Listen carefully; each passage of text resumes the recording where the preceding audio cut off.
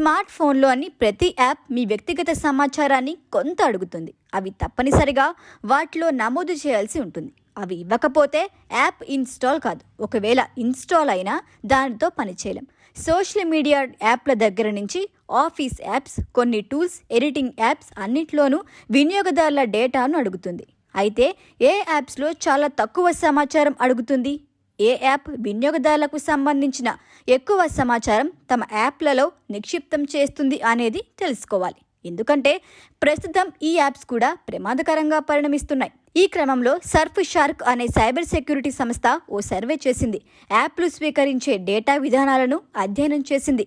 దాదాపు 100 ప్రముఖ యాప్లపై ఈ అధ్యయనం చేసి ఓ నివేదికను వెలువరించింది. ఆ నివేదికలో విస్తుపోయే విషయాలు వెల్లడి అయ్యాయి. మన వ్యక్తిగత సమాచారాన్ని అత్యధికంగా తీసుకుంటున్న apps Facebook, Instagram.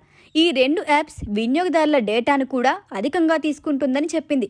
Apple privacy పాలసీలో పేర్కొన్న 32 డేటా పాయింట్లను ప్రాథమికంగా తీసుకొని సర్ఫ్ షార్క్ సైబర్ సెక్యూరిటీ సంస్థ ఈ అధ్యయనం చేసింది.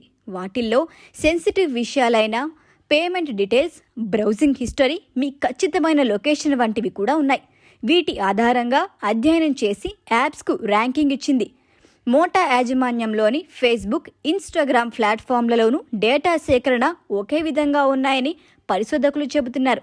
యాపిల్ ప్రైవసీ పాలసీలోని 32 డేటా పాయింట్ల బట్టి చూస్తే వాటి అన్నిటినీ ఈ 2 యాప్స్ సేకరిస్తున్నట్లు నిపుణులు గుర్తించారు. మరే ఇతర యాప్లలో కూడా ఇన్ని విధాలుగా డేటా పాయింట్లలో సమాచార సేకరణ లేదని చెబుతున్నారు. దాదాపు 10 సోషల్ మీడియా మెసేజింగ్ యాప్స్లలో దాదాపు సగటు కంటే ఎక్కువ డేటాను సేకరిస్తున్నట్లు పరిశోధన వెల్లడించింది.